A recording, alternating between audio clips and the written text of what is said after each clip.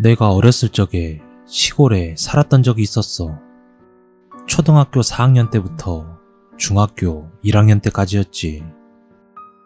당시 할머니가 아프셨는데 아버지가 장남이셔서 할머니를 모셔야 했기에 시골에 살게 되었지. 시골에서 불편한 점도 많았지만 내 인생에 있어서 가장 재미있던 시기가 아니었나 싶기도 해. 강에서 빠가사리를 잡은 후 구워서 먹기도 했고, 개구리를 잡아서 뒷다리도 구워서 먹기도 했었어. 아무튼 그렇게 친구들이랑 모여서 시간 가는 줄 모르고 놀곤 했었지. 그 당시 동네에 뒷산이 있었는데 거기는 일제시대 때 구리를 캐던 곳이었다고 해. 그냥 올려다봐도 폐광산에 흉측한 구멍이 보이곤 했지. 별로 높은 산도 아니었고 그냥 평범한 동네 뒷산이었는데 그곳에 우리는 박스랑 포대자루로 막사를 짓고 비밀기지라며 안에 들어가서 만화책도 보며 놀곤 했었지. 그런데 아무래도 재료가 재료인지라 비가 오면 무너지고 엉망이 돼버리면 가슴이 아팠었어. 그러던 어느 날 창고 하나를 발견하게 됐어. 그 창고는 시멘트와 슬레이트 지붕으로 만들어진 조그만 2평 정도 되는 창고였어. 그냥 디귿자로 벽을 쌓아놓고 그 위에 지붕만 얹어놓은 정도였지. 그 안에는 비료 포대와 지푸라기, 돌더미가 좀 쌓여 있었어. 그걸 발견한 건 친구 3명과 함께였는데 지금 생각하면 뭔가 섬뜩하지만 그때는 흉가나 폐교 같은 개념조차 없었고 뭔가 우리들만의 비밀기지가 생겼다는 설렘이 있어서 마냥 좋았어. 우린 거기에 돗자리를 깔고 좁은 곳에 옹기종기 모여 앉아있기만 해도 재미있었지. 그러던 어느 여름날이었어. 해가 떴지만 비가 오는 이상한 날씨였지. 우린 친구 집에서 컴퓨터 게임을 하고 있었어.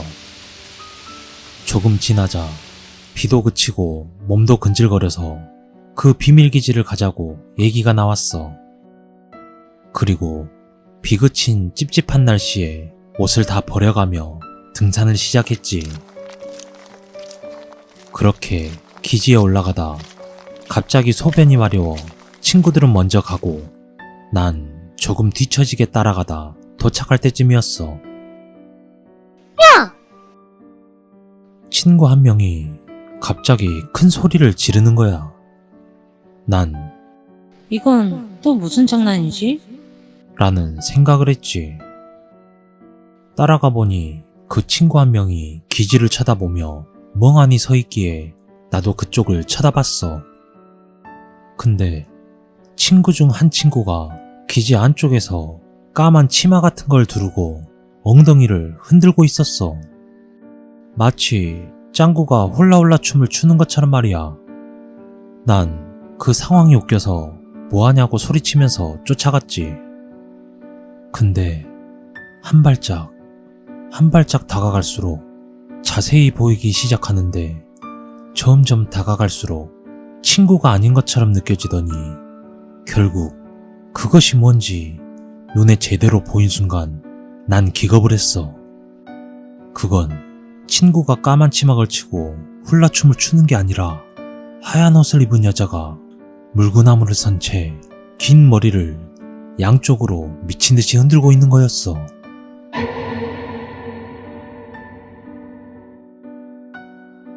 거꾸로 물구나무를 선 채 머리카락을 미친 듯이 흔드는데 그건 까만 치마가 아니었던 거야. 난 온몸에 소름이 돋고 닭살이 돋아 뒤로 자빠지고 구르면서 멍하니 서 있는 친구한테 달려갔어. 그 친구도 무서웠는지 울고 있었지. 난 울면서 오줌까지 싼 친구를 껴안고 구르다시피 산을 내려왔어. 그 이후로 그쪽 산은 근처도 안 가게 되었어. 며칠 동안 화장실도 못 가서 요강을 이용하기까지 했거든. 오랜 시간이 지났지만 아직도 나에게 남은 그 기억은 생각만 해도 소름이 돋을 정도야. 나중에 한 사실이지만 옛날에 어린 아이들이나 처녀가 요절하거나 제대로 무덤에 매장할 형편이 안 됐을 때 도깨비 무덤이라고 작은 돌 무덤에 매장하곤 했다고 해. 지금 생각해보면 그 패창거라고 생각했던 비밀기지가 그 도깨비 무덤이 아닐까 하는 생각이 들어. 무덤에 훼손을 막으려고 시멘트랑 지붕으로나마 막아준 거라 생각을 하고 있지. 그때 본 그 여자는 아마 일제시대 때 착취당하며 억울하게 죽었던 사람이 아니었을까 싶어. 우리가 무덤에서 그렇게 놀았는데도 불구하고 별 해코지가 없는 걸 보면 나쁜 귀신은 아니라는 생각이 들어.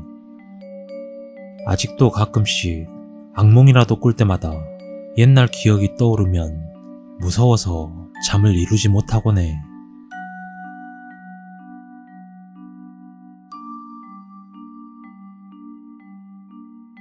개그맨이자 MC였던 이혁재가 겪은 실화이다. 때는 대학 시절 친구들과 술을 진탕 먹고 집에 들어와 자신의 방에서 잠을 청했다.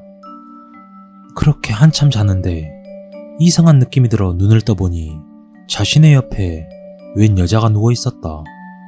정체를 모르는 여자가 누워 있는 걸 본 이혁재는 순간 놀라서 방을 뛰쳐나와 거실에서 가족들을 불렀다. 방에 처음 보는 여자가 내 옆에서 자고 있어. 이혁재는 아버지와 어머니에게 말하자 부모님들은 방을 둘러보았다. 그런데 방 안에는 아무도 없었다.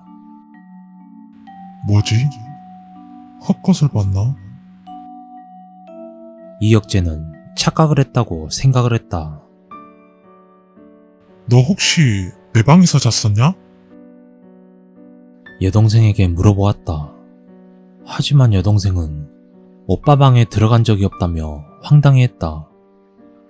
그러자 이혁재는 술 기운 때문에 그런가 보다 생각하며 다시 자기 방으로 들어가서 잠을 자기 시작했다. 그러다 다시 이상한 느낌에 설마 하며 실눈을 떠보니 또 그 여자가 옆에 누워 있었다.